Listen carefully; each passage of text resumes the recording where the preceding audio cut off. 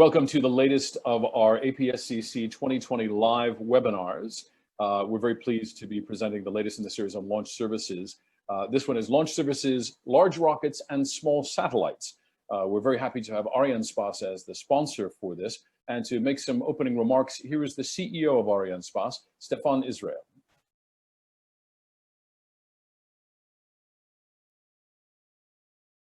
Ladies and gentlemen, I am Stéphane Israël, CEO of Arianespace. It is a great pleasure to have the chance to say a few words for this APSCC 2020 online session. As we all go through a very special time, space and satellite solutions have more than ever demonstrated their relevance in keeping us all connected. Asia-Pacific is a strategic area for Arianespace, as demonstrated by our market share in the region, 50% for commercial launches, and more generally the dynamism that the region still shows. Arianespace's first launch for an Asian customer dates back from 1981.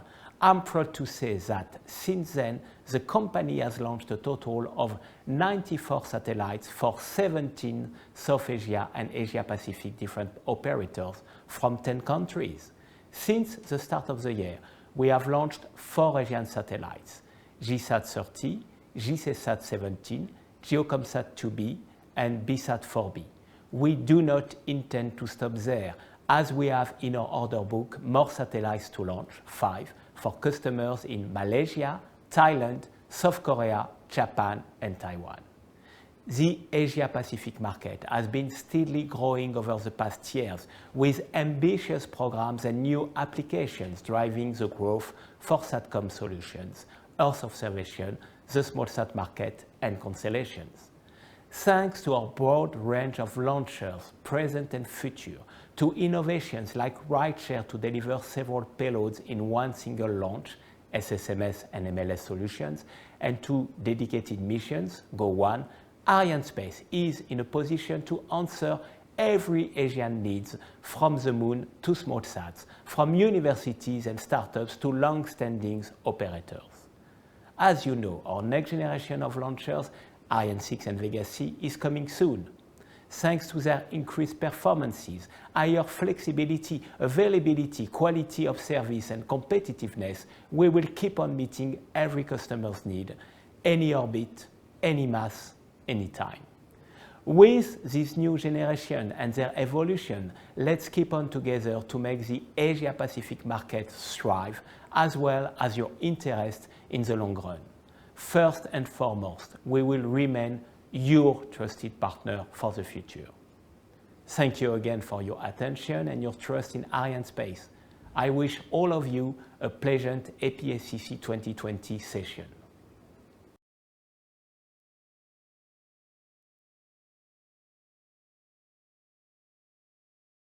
And thank you very much for those remarks, Stéphane Israël from Arianespace. Let's move on with the panel discussion now. Joining us as moderator today is Space Intel Report's Peter de Selding. That should be well known to most of you. Also from China Great Wall Industry Corporation, CGWIC, we have Fu Zhiheng. From SpaceX, we have Stephanie Bednarek. And from Arianespace, who are the sponsors of this, Vivian Kinney. Thank you all for being here today for the launch services panel, and for agreeing to do this in a virtual way with the inconveniences of the virtual, but also maybe some advantages. Normally in these panels, we have a lot more people, so we're down about 40%. And the good news there is if we had to choose 3 companies to be with us today, it would be SpaceX, CGWIC, and Arianespace, the most active companies. I think Rocket Lab will not contest that yet, in the launch business, and certainly in the commercial launch business, and most assuredly in the large satellite launch business. There's a lot going on. It's tough to really put your 3 companies on any kind of a equal starting block footing, because you're doing a lot of different things. You're addressing very, very different markets. There's a large domestic market for CGWIC and for SpaceX, but SpaceX must divide that with others who want to do something similar to what SpaceX does. There's a much smaller domestic market, government market, for Arianespace. On small satellites, SpaceX has its rideshare offer, which has become fairly popular. I think that's not an editorial comment, but in fact, since it was announced some months ago, piggybacking on the fact that it will be having to launch a lot of its own broadband satellites. So that's an easy segue for Stephanie into what are you doing for for small sats. For CGWIC and for Arianespace, it's different. Arianespace has only, call it two, ultimately, or three vehicles. CGWIC has more. Arianespace has a couple of dedicated vehicles that, or at least 1.5, say, if I took it the smaller version of the Ariane 6, plus Vega to launch satellites. We had a nice, long-awaited return to flight of Vega early this morning, Europe time, so later in the morning, early afternoon, I guess late morning Asia time. That was a fairly big deal given the length of the wait and the torture that everybody who had to suffer that went through with COVID, with weather, with other things. So that vehicle is now back in flight, having demonstrated its multi-satellite launch system. I think what I've asked each of you to do is to spend 8 or 10 minutes, 10 being a maximum, to describe what you think are the most important things going on in your company right now and how you see the market over the next, say, 12 months. Don't need to go much further than that. The only thing I can do is to promise Stephanie, whom I saw yesterday on another webcast, that I will not be asking you whether there are too many satellites in orbit, which you were asked actually yesterday, and you handled that with a lot of diplomacy. But I won't be asking you that, nor will I be asking you about a Turkish domestic space launch capability. So you're off the hook for those two subjects. But otherwise, Stephanie, let me start with you, and we'll see whether your slides work as you speak, even though apparently you're not going to be able to control the rhythm that they go one from the other. But if I could ask you to begin, we will start with SpaceX. Sure. Thank you, Peter. Thanks for having me, and thanks to APSCC for inviting me to participate in this. No worries about the slides. SpaceX is flexible, so I'm able to work under those circumstances for sure. So first and foremost, I just like to introduce SpaceX, give a little update on our progress in 2020, and talk a little bit about the highlights of the current activities that we have ongoing. So first and foremost, as many of you know, SpaceX is aiming to revolutionize space technology. Our ultimate goal is to make humanity a multi-planetary species. That's a very big, audacious goal, but really we see reusability, rocket reusability, as the key foundation to not only make those goals possible, but to increase the reliability of access to space and ultimately lower the cost as well. SpaceX has completed 96 missions, might be 97 by the time that you're seeing this, and over 2/3 of these missions have been completed since 2017, and that rapid cadence is really in thanks to our success in recovering vehicles and reusing boosters. We've landed 59 boosters, we've reused 41 times on subsequent missions, and in just this year alone, we've launched 15 times, and we're well on our way to beat our record of 21 launches in a year. So with that, what I'd like to do is provide an update on SpaceX's main initiatives at the moment, which on top of our record-breaking launch cadence for commercial and government and international customers are Starship, Starlink, and human spaceflight. A couple of weeks ago, we completed a test of Starship. It's our next generation launch vehicle. It's fully reusable and designed to carry cargo and crew to Earth orbit, Moon, Mars, and beyond. It will be the most powerful launch vehicle ever developed. In particular, I'm excited to see what the capabilities that this can bring to the commercial market at a lower marginal cost than our current Falcon vehicles. And this vehicle will help us expedite our plans of having a human presence on the moon and Mars. And ultimately, Starship will be able to carry as many as 100 people on long duration interplanetary flights. So big, audacious goals. That's part of what makes SpaceX so exciting, and we're proud to be making progress on that vehicle. Next up, well, I'm really here to talk about launch. I'm just going to touch briefly on Starlink. We're in the process of deploying Starlink, and we've currently launched over 600 satellites and are in the early stages of testing the system with customers. with performance that surpasses that of traditional internet and a global network that's unbounded by ground infrastructure limitations. Starlink for high-speed broadband internet to locations where access has traditionally been unreliable, expensive, or completely unavailable. So the next topic I'd like to talk about is our crew mission. So you can go to the next slide. To kind of cap off what has been a banner year for SpaceX so far, we were just thrilled to successfully launch NASA astronauts Bob Behnken and Doug Hurley to the International Space Station, and most importantly, safely return them to Earth just a few weeks ago.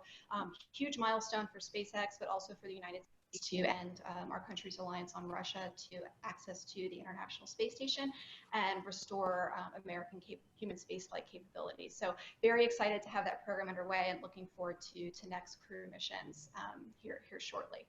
So kind of the main initiatives that are going on. If you go to the next slide, I'd like to touch a little bit, as Peter asked, about our small sat offering, really how SpaceX is adapting to a changing market.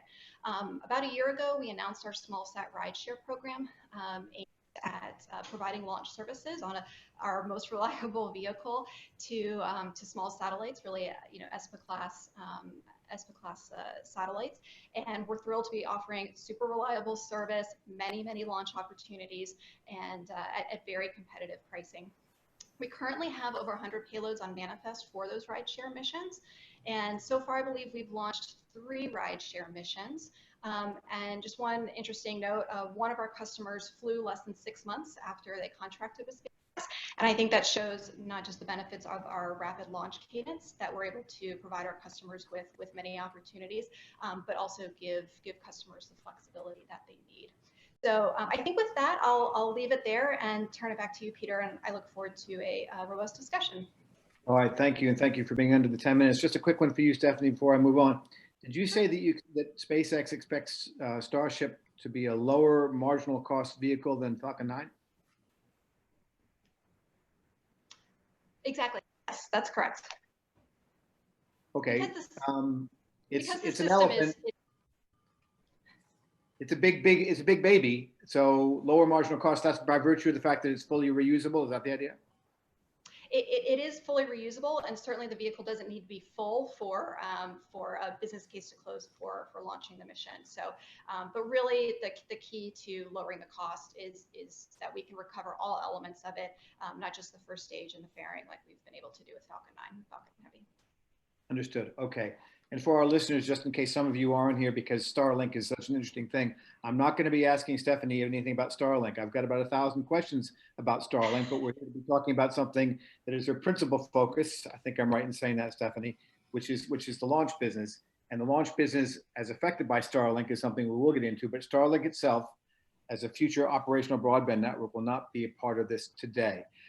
Thank you, Stephanie. We'll come back with Q&A. Let me go over to C.G. Wick. Hang, if you could give us an introduction of where C.G. Wick is now and what the next 12 months look like. So thank you, Peter. Thanks to APSCC for inviting us to be here. And we're lucky to be the shortlist number 3.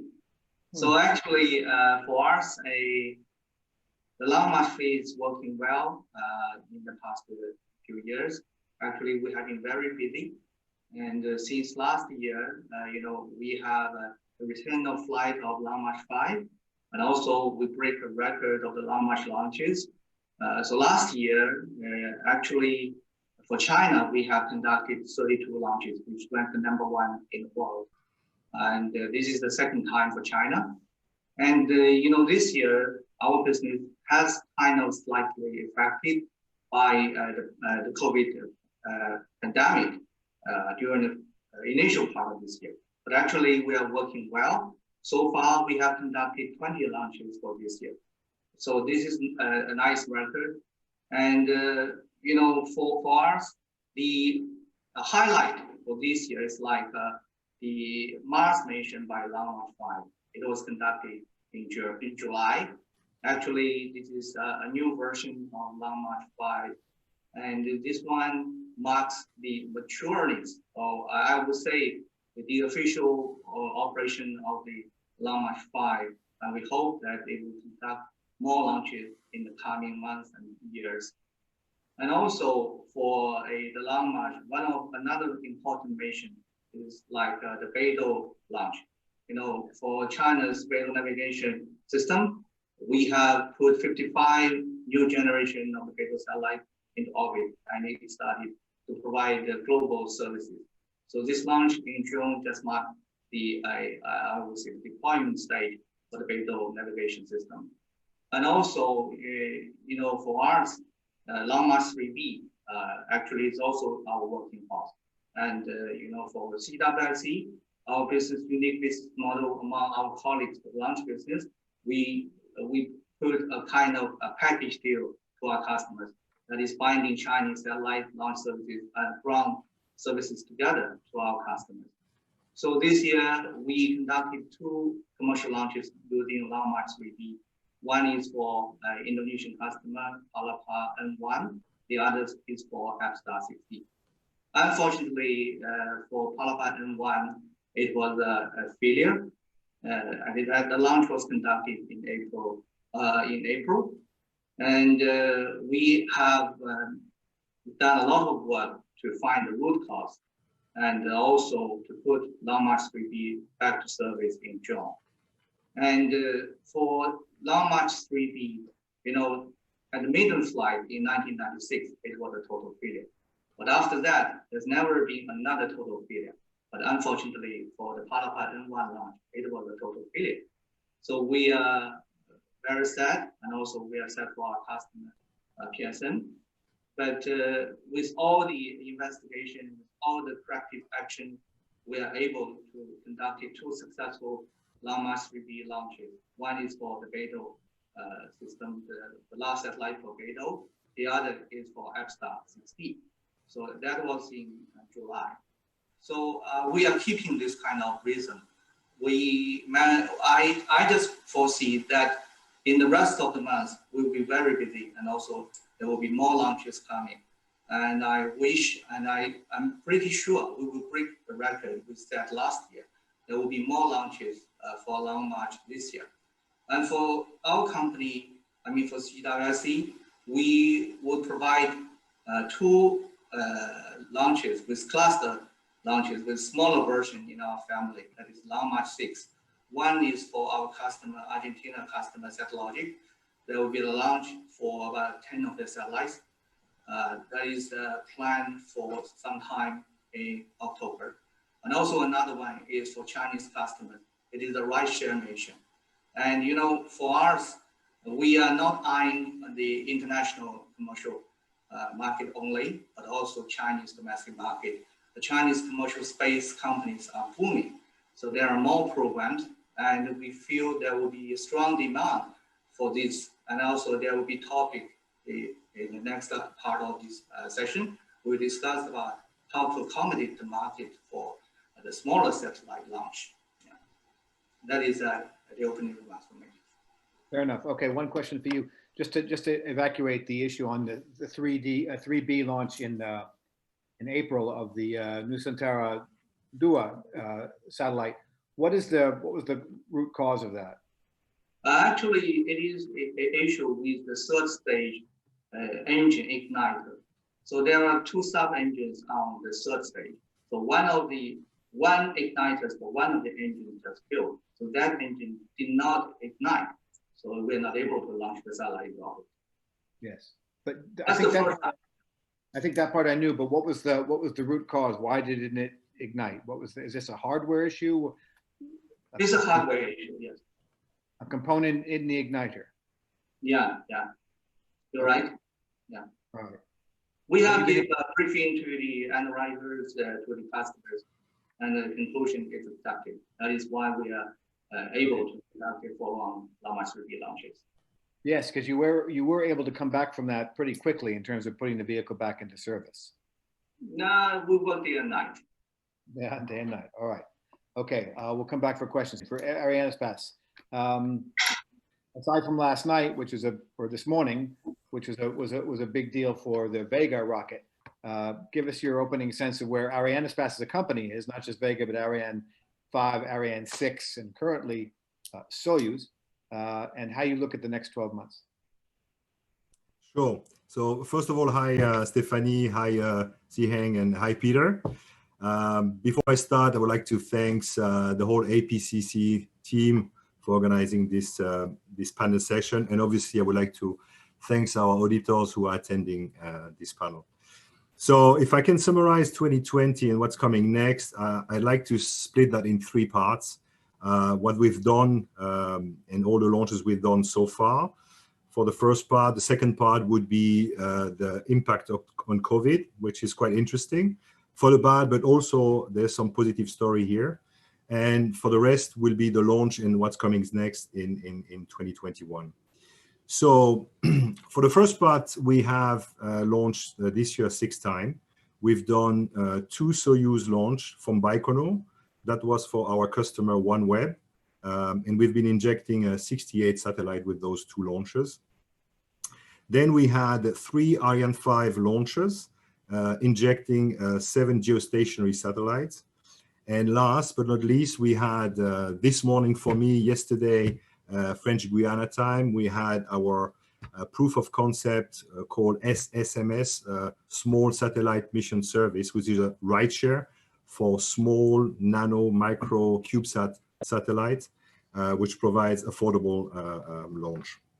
So we've been injecting for those 53 satellites, 7 were microsat and 46 were CubeSats. So what is interesting here, when you look at those 3 milestones, OneWeb, the Ariane launch and the Vega launch, is they're all very different. So on one hand, we have a mega constellation. On the other hand, we have something like more traditional geostationary satellites. And last, we have a rideshare mission, which is addressing the growing needs of small sat launch. So I guess that's showing how Arianespace is very well catered to fulfill the full spectrum of launch needs for the industry. The other focus I would like to make is, because now we're on APSCC, and that's addressing mainly the Asian market, is that of the 7 customers that we had on those Ariane 5, 4 of them were Asian customers. So I guess that shows how committed we are to the region and how important the region is for us. What is also important to know is that, still on those geostationary launch, is that we are having actually a lot of different customers from all the region, and also a lot of different manufacturers. A lot of people believe that Arianespace has to do with Europe, and they're getting a lot of business from Europe. But actually, if you look at those launches, we are talking about indeed one customer in Europe, Eutelsat, but ISRO in India, JCSat in Japan, CARI in Korea, Intelsat in US, Northrop Grumman in the US, and BSAT in Japan.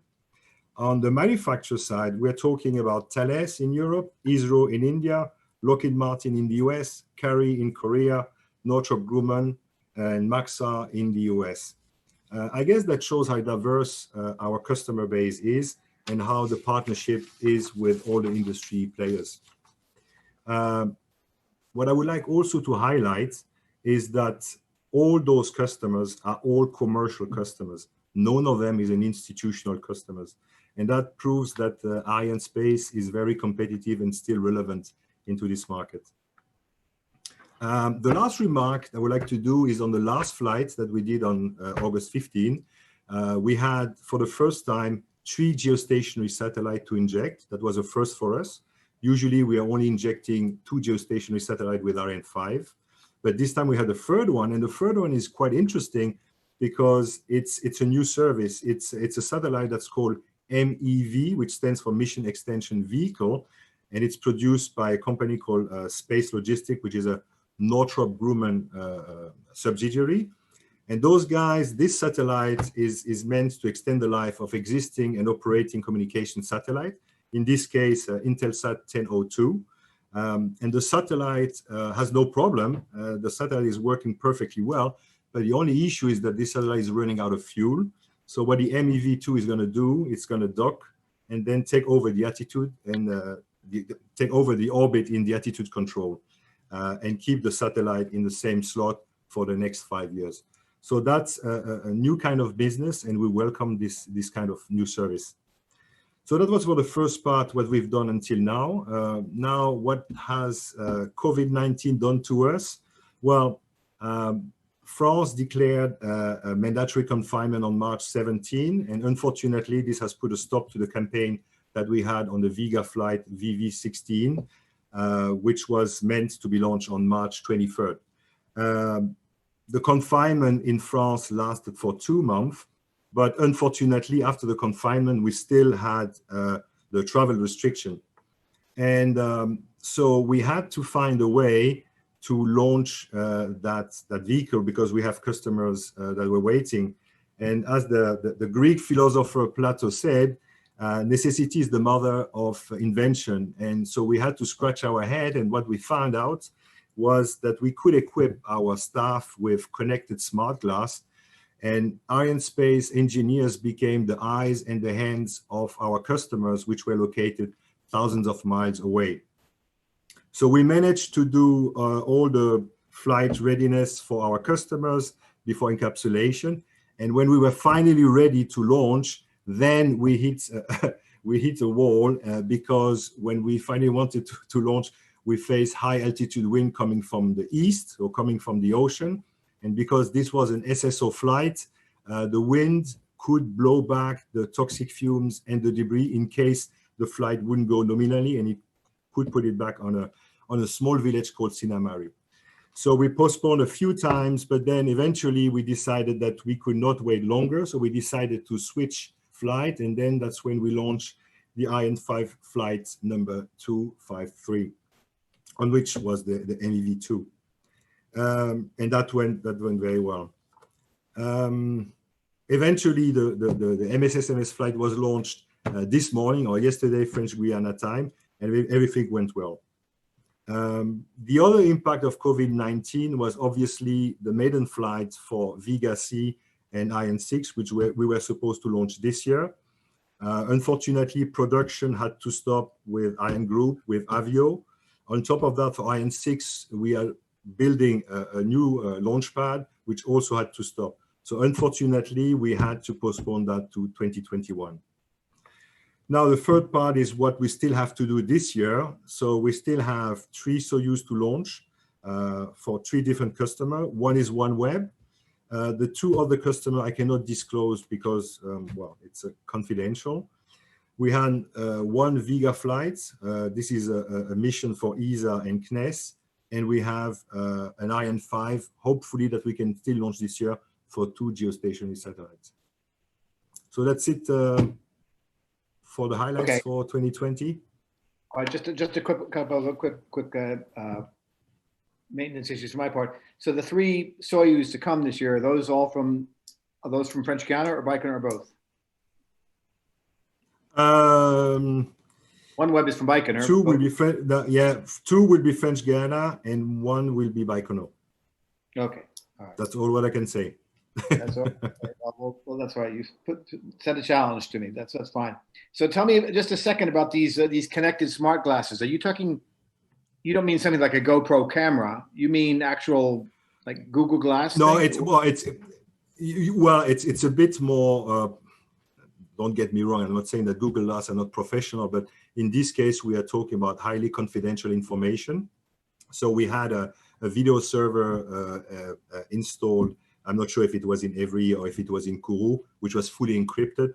So basically what the engineers would see would be retransmitted to the customers, and the customers could hear, see, and give instruction to prepare the satellite to be flight ready. Okay. And on these wins, because those guys, yeah. Understood. Yeah, and sorry. On these wins, I actually went back into the history here and realized that the reason I was surprised is because there haven't been that many launches in that direction at this time of year. But basically, this is equivalent to the Japanese fishing fleet thing. You guys cannot launch into that trajectory at this time of year, meaning what, June and July, I guess. Is that basically it? Not really. I don't know well, I'm living in Singapore, so I'm not sure what kind of wind they have during that season. The reason why we couldn't launch that one is indeed we had east winds blowing or like potentially could blow back the debris on Sinamari, which we don't have with the Ariane 5 because it's flying Understood. east. Understood. No, I'm just thinking of future Vega missions. And I want to ask you the flip side. I'm going to ask of CGWIC and SpaceX. It seemed to me, and I haven't done any deep dive into this, that Arianespace's government restrictions on activity during COVID didn't include the kind of exceptions for national priority missions that you might have seen in other jurisdictions. I'm thinking particularly California and Florida. It might be also true for CGWIC's operations. Is that fair, do you think? I mean, were you guys, because you guys really were shut down in every sense of the word. Nothing was going on there, or not much, right? Yes, I'm sorry. That's for me, Peter. Yes. So yeah, that's for yeah. So for us, it was a completely shut down for 2 months, and after the 2 months, we restarted some operation. Actually, it was not a complete shutdown because the CSG, so our spaceport in Kourou, cannot be completely shut down. There's still some operation because we are dealing with some very dangerous propellant and stuff like this. So it's not a complete shutdown, but there was no activity at all on the launch on the spaceport. So nothing to do. And after that, we had all the travel restriction. And even after that, there was another issue because the COVID spread in France or in Europe, and then only after it spread in French Guiana, coming from Brazil, which is very close.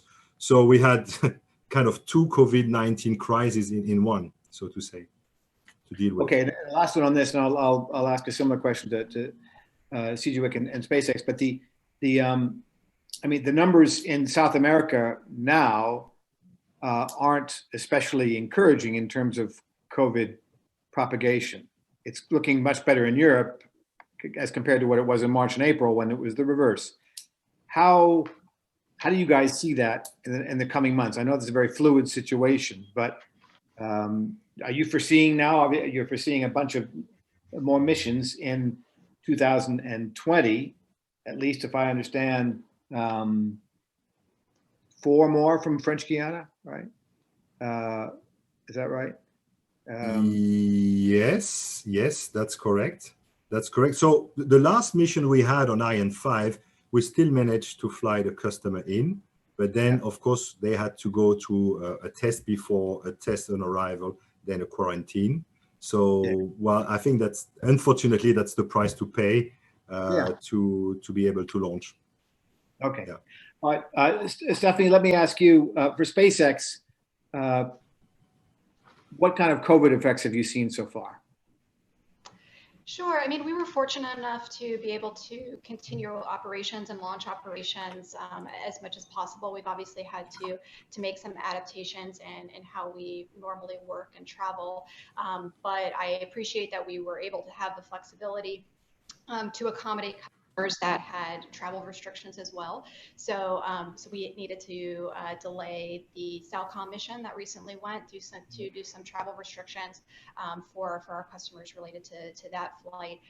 But because of the flexibility that we have in our manifest, both from a hardware side and having the Starlink missions on manifest, we're able to shuffle things to be able to continue operations. So, you know, I won't say no effect, but I think we've been able to adapt as well as possible given the circumstances. And be able to make progress not just on delivering to our commercial and U.S. government customers, but also to continue to make progress on our new developments. Okay. And as far as the Cape goes, was there a radical revamp in how you operated there, or did that proceed pretty much nominally in the last few months? I honestly haven't been down there since, so I don't know into too much specifics.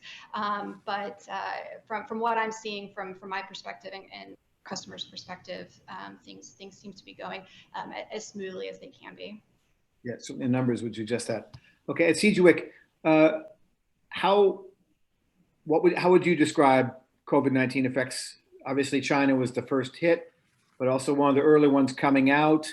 Then there was some new shutdowns or partial shutdowns. So like everybody else, it's up and down and up and down. You really can't make a long-term prediction as to how it's going to happen. But over the last 3 or 4 months, how would you say it's affected your business? And I explained earlier that we are doing pretty well, fairly speaking, because you can see all our launch campaigns are going as planned. The biggest challenge for us, as my colleagues pointed out here, it is for personal travel. It is difficult to find the commercial flight to go to the launch site. And also, you know, at the launch site, there are more strict measures mitigating the COVID pandemic. For example, every people go there have to go through some testing. So with the testing result, then we can get a clearance to go to the launch site. And I would say these measures are effective. And we have, within all our customers, no one has been affected with the COVID-19. That is something that I would say we're doing very well. And also I would say, because China right now is quite normal, almost normal back to daily life. All people come to the office, like at the beginning of this year, we do the remote work, but now people are going back to normal life. So I will see for the rest of the year, it will be okay. But it's hard to predict what will happen next year because the world is now back to normal. China cannot be isolated from the world. So I would say we need to be cautious, but I'm personally optimistic. Okay. And as far as outside the how your company is doing in terms of protecting its people and its own operations, what about your supply chain? Either on the satellite side, because you do a lot of domestic Chinese satellite side, or on the supply chain for what I can see is very slight impact. Perhaps at the beginning of the pandemic in China, you know, that time is just Chinese Spring Festival coincide with the pandemic. Most of the people are at home, are leaving from the war. So that is the, if you look at the statistics, the whole economy was not so good during the first quarter of this year. But since the second quarter, I would say things are gradually back to normal. And for the space industry, very slight impact on that. This is my observation. That seems to be a trend. All right, let me change subjects now. I want to ask all three of you how you look at the GTO market. Not because everybody's in love with large satellites in geo orbit, but because that has been the meat and potatoes of the commercial launch business since it started. Maybe that's changing now. Maybe it's only a temporary blip, but we now have a situation where it looks like at least 2 and probably 3 broadband constellations, plus China, which is an X factor for me. And I'll ask you about that in a minute, because we're not sure what's going to be launched and who the customers are. But certainly it's fair to say that SpaceX is going to likely meet its regulatory obligations to put up a certain number of satellites, and it's a large number. OneWeb now has the financial backing of the British government plus a large mobile network operator in India. And so they'll be coming out of Chapter 11. That's 2.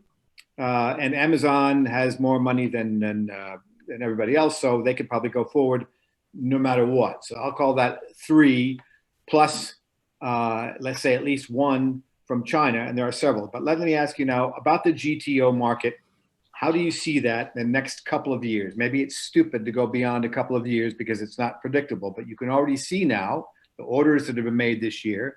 There seems to be a slight recovery, but it's not a recovery back to the 20-25 units we've been seeing on an annual basis before 2016 or 17. How does Arianespace see the future of the GTO market, whether it's all customers combined, institutional and commercial?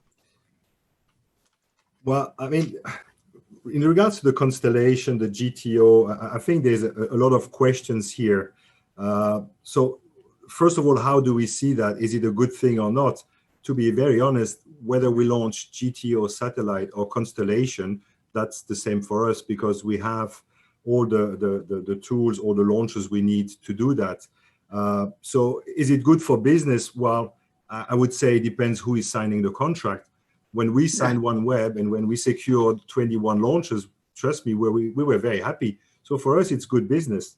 Now, there's a lot of more constellation coming. So is it good or bad? It also needs to see whether they're going to be successful. If the constellation are successful, then you probably know that they will also need to replace all those satellites more frequently.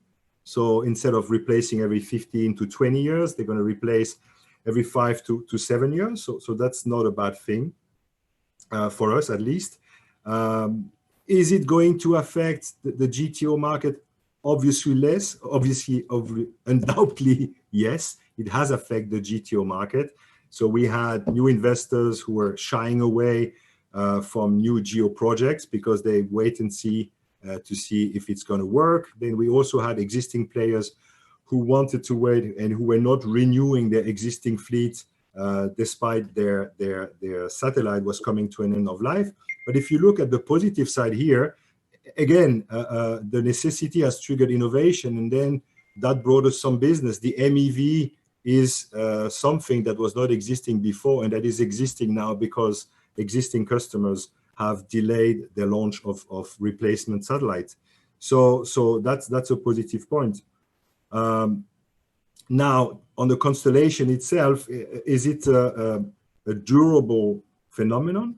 Is it there for long? Is it going to destroy the GTO market? Well, I think time will tell. I think on the constellation side, I really think the constellation that will be successful will be the ones that really find the model that works. For those constellation who are going to address or who want to address the 3 or 4 billion people that are not connected today, I think that's not a good idea. Not because all the people tried before all failed, but because the other 3 billion people or the other 4 billion people that have no connection today, they don't have no connection today because there is no solution. They don't have connection today because they don't have the money for those connections. Okay. So I think that's the problem. Now, does it mean that I don't believe in constellation? Absolutely not. If you look at what happened with OneWeb, OneWeb now is a public-private partnership. It brings some sovereignty to UK. It brings them a global network, which the defense, which the government, which the citizen can use. So that's about sovereignty. That's not about money. And what does it bring to Bharti? Bharti is a huge mobile operator. First of all, it's a good deal for them. They bought an asset that for very cheap. Then they're sharing the cost with the UK government.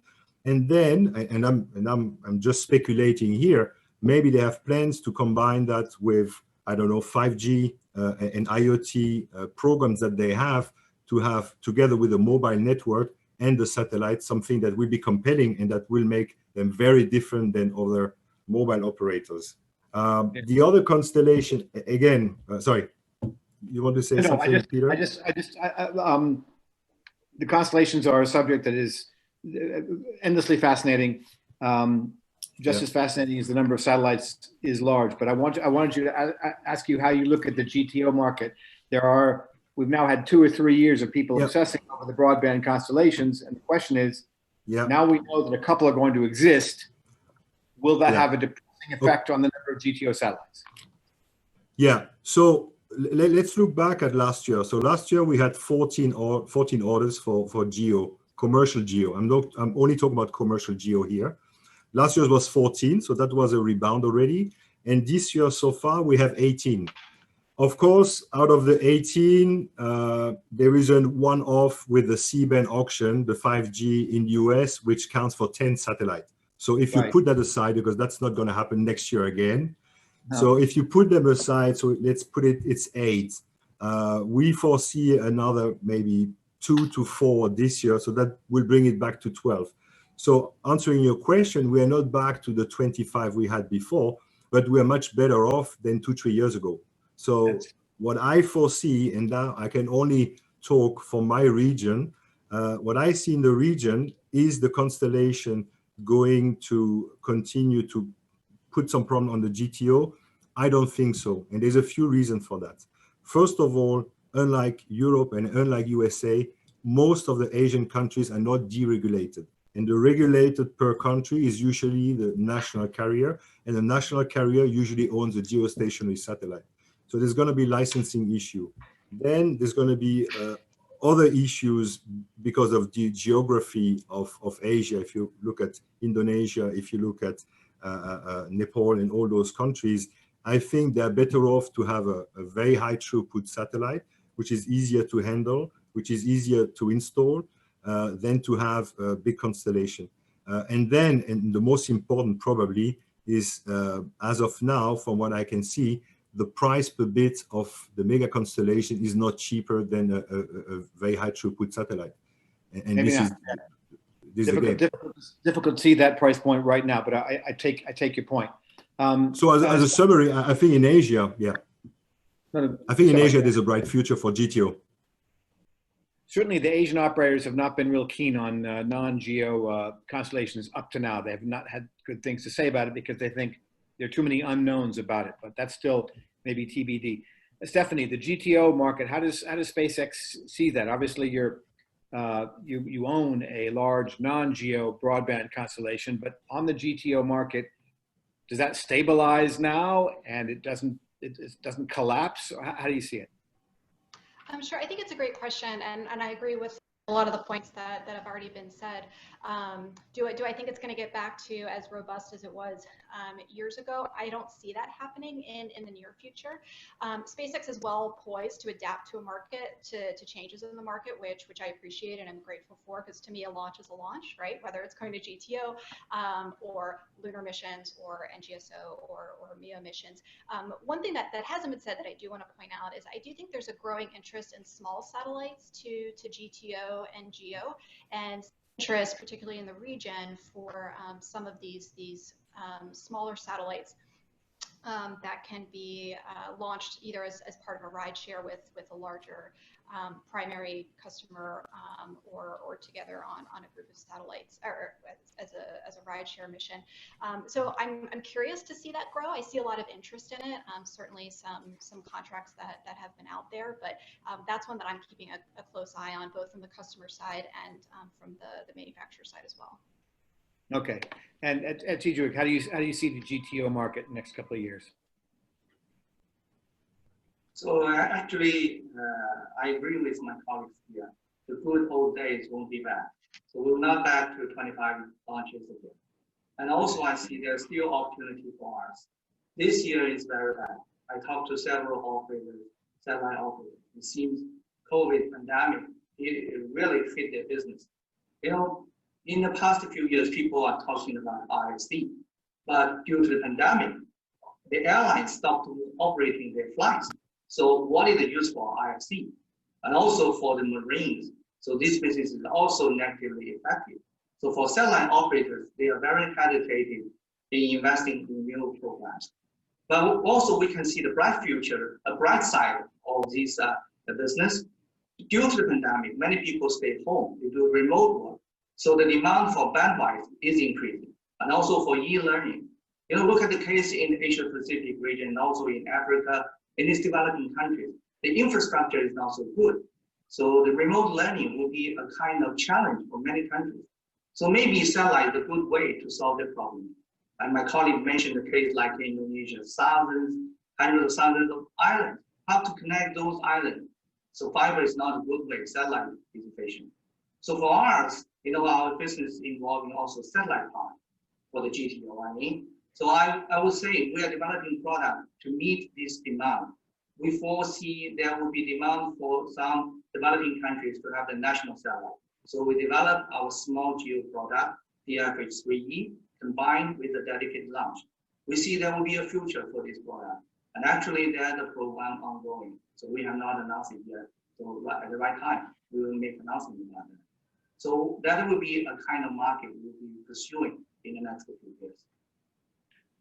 Okay, just on that last point, when you say a dedicated launch, you don't mean just that one satellite, you mean mated with another satellite also going to GTO? Or? I mean, this is a small GEO. It is about 1.2 times like that. So we can use the Long March, you know, with smaller launcher in our fleet.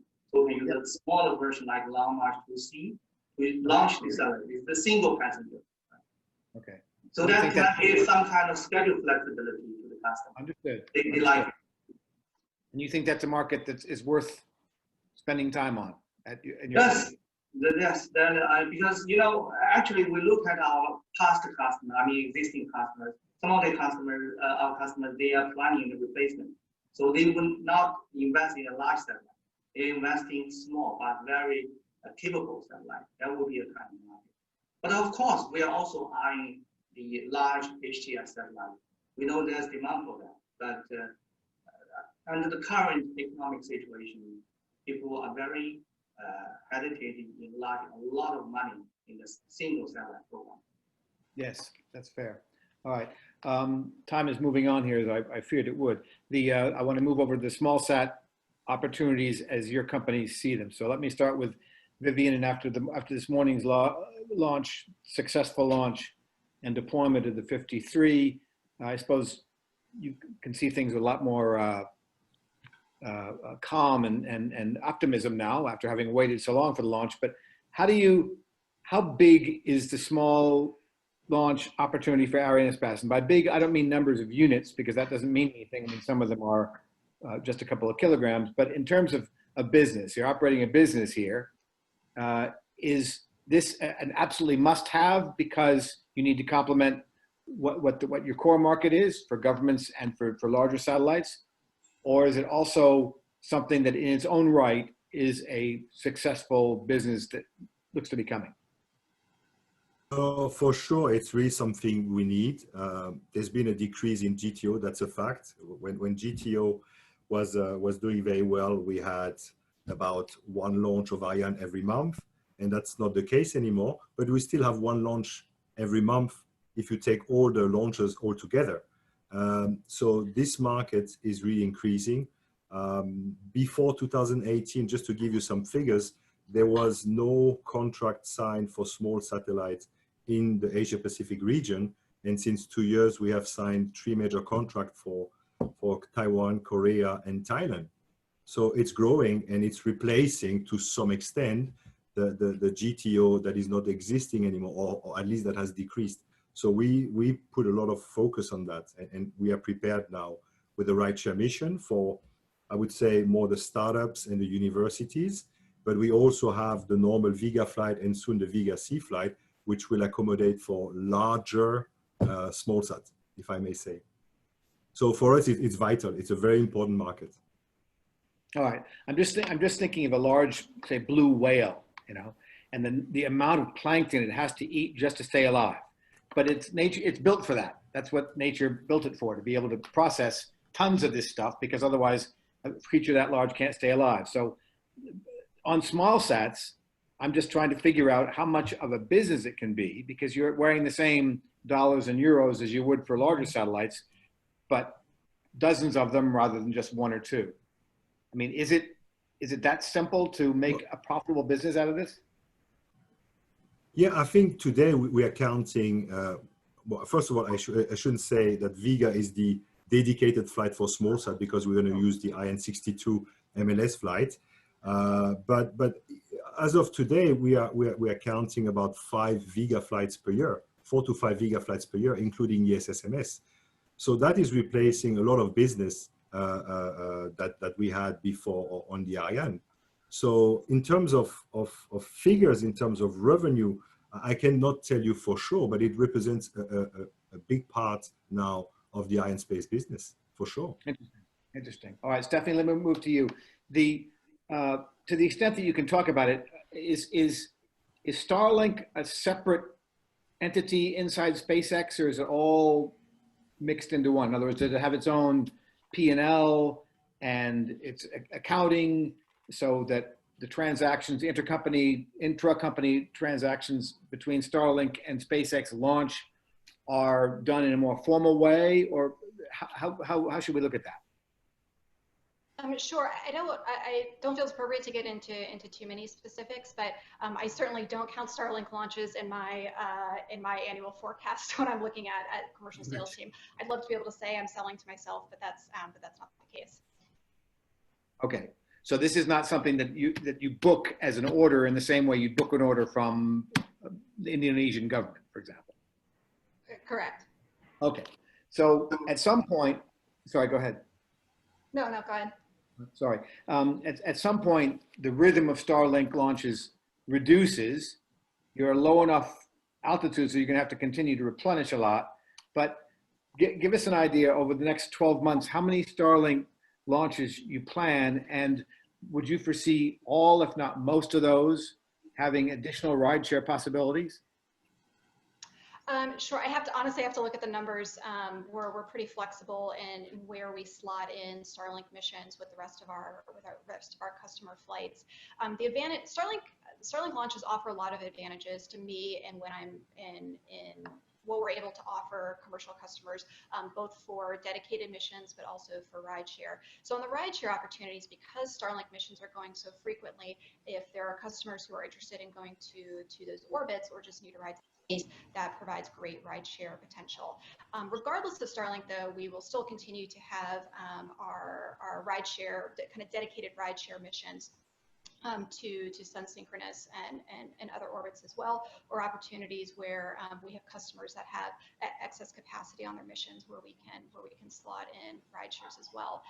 But again, kind of the benefit of having a number of Starlink missions on our manifest is it really allows us to operate at this high cadence, but also be flexible. So if customers are experiencing delays, we're able to be pretty flexible and work our manifest. So rather than having a straight linear manifest, particularly with 2 pads down at the Cape, and now our ability to launch to polar orbits from the Cape, we're really able to adapt to customer delays or being able to put some of these interesting rideshare opportunities together. Okay, so the dedicated launches on the rideshare launch missions, those would be no more than, say, once a year, I suppose, whereas the Starlink rideshares happen once every few weeks, correct? No, I think we're looking at dedicated rideshare missions, in 2 to 3 times a year, at least. 2 to 3 times a year, okay. Yeah, and then that's just specifically to SunSync and LEO orbits, but we're also actively in the market for rideshare or manifesting multi-manifest missions to other orbits as well. So GTO, lunar, really anything come my way. I'm really impressed with how our team has been able to be creative to accommodate customers of all sizes to all orbits. Okay.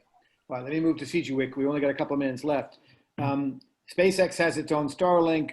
Arianespace, it looks almost certain now that OneWeb will be coming out of Chapter 11 bankruptcy, and so that will be 700 satellites or so, of which 74 have been launched. So that's a constellation there. In China, there are at least 2, maybe 3, depending on how you look at the announcements, broadband constellations that appear to be going somewhere.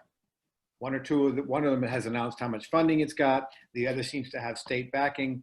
How do you see the constellation market? Never mind 1s and 2 satellites, but the constellation market in your country as an opportunity for CGWIC? I would say people are talking about the broadband satellite internet, all just in China and everywhere in the world. It is a hot topic, but actually involves a lot of investment. People are very cautious about that. I understand. I am not sure which 2 constellations you are pretty sure that at least 2. I'm not sure whether it's at least 2 or at least 1. But according to the Chinese government plan announced recently, there will be, a new infrastructure plan from the Chinese government, by the Chinese government. In that plan, the new infrastructure also includes satellite internet. That means the satellite broadband. So that means the government is supporting this kind of program. So yes, there will be a kind of constellation promoted, from China, maybe supported by the government. But so far, everything is not so sure. So we see this market, we see the small sat market, also a kind of opportunity for us. And I mentioned earlier that the China's commercial space companies are booming. So people are thinking satellite is a kind of new gold mine. So a lot of money are coming. Some startup companies can easily get a lot of money. That surprised me.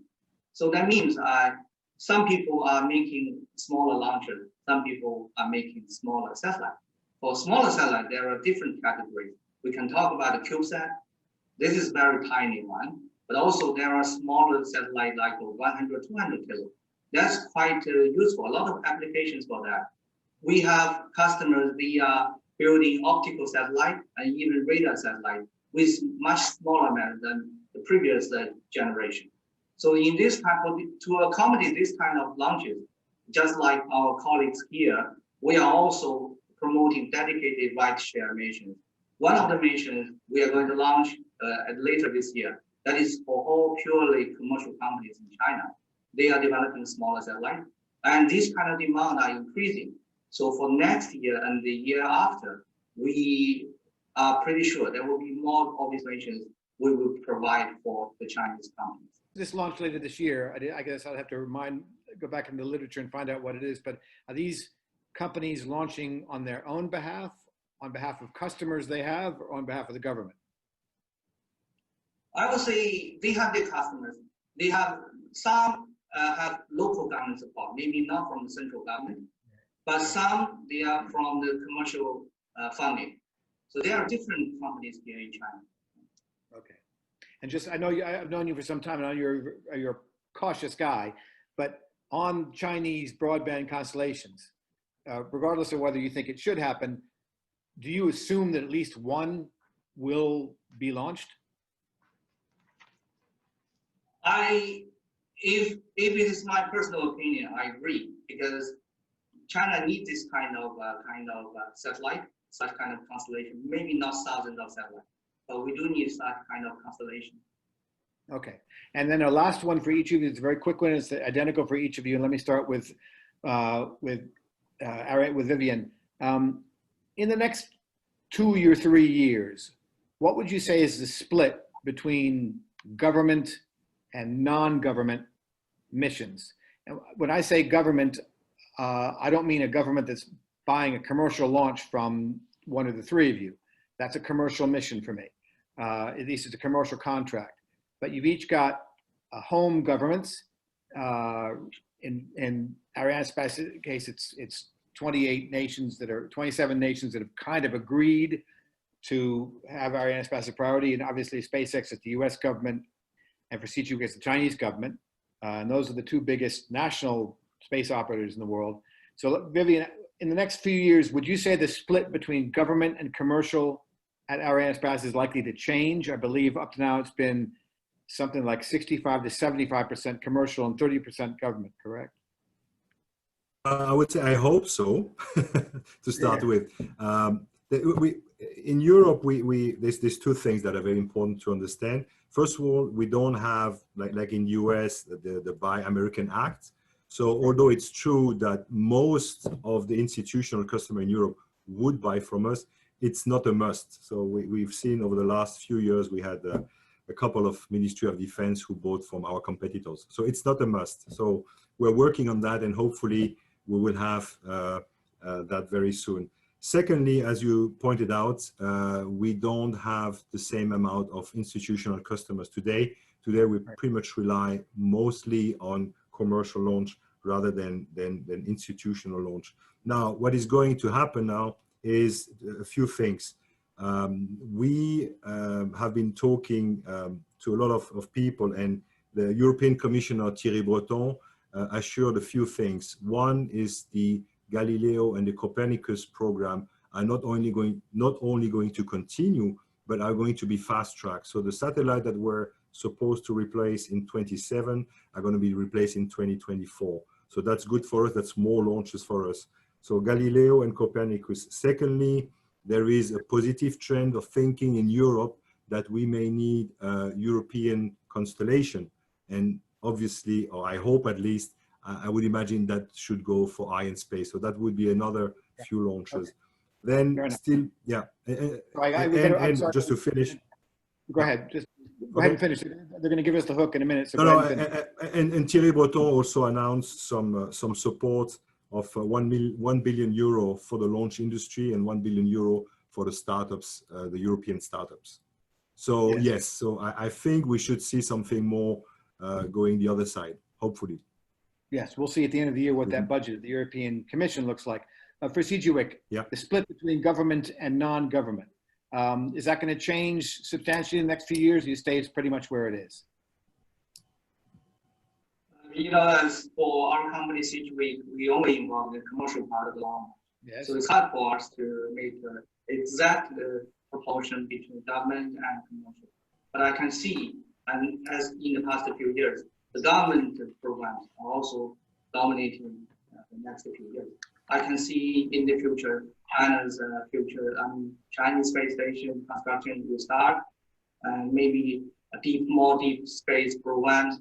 These kind of things, and also China's the Dolphin, the high resolution, those things in Constellation are continuing. So I will see these kind of government programs will support the launch business. But also I can see there's a growing commercial demand mission.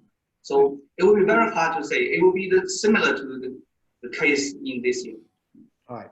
Stephanie, for SpaceX, because you are now been selected by DoD as one of the 2 providers, plus you've got the NASA work that is not, I don't think, diminishing. And if I take Starlink out of the equation just for the moment, does the split at SpaceX change materially in the next few years? I guess it might. What do you think? I think it'll be interesting to see. I mean, I have a friendly competition with my colleagues over on our U.S. government sales team, and I certainly hope to see the commercial market can, as it appears to be, continue to grow and to expand. You know, one point on the U.S. government side is, while we're fortunate to have great partners in NASA and Space Force, and have worked really hard to have really great relationships there, that market is evolving and changing too, as there's growth and interest in lunar missions, crew missions, and excited to see where that goes. But we also face competition domestically as well that we're working against. So just something I want to point out that is it's a good thing. Competition makes us all better, and it's great for our customers too. So that's something we're keeping an eye on. Part of the charm of the U.S. market, Stephanie. All right, Stephanie, you have the last word. Thank you, in SpaceX. Thanks to CG Wicks, thanks to Ariane Spass, and Christopher, I will hand it over to you. Thank you very much for that, Peter, and thank you to Vivian, thank you to Stephanie, and thank you to Zhiheng. And again, thank you to Ariane Spass for your support for this webinar series and for this particular panel session. Please join us next week when we'll be looking at satellite manufacturing. The question is, satellite manufacturing has found ways to grow again. Joining us for that session will be Maxar, will be Saturn Satellite Services, and Airbus. We look forward to seeing you then.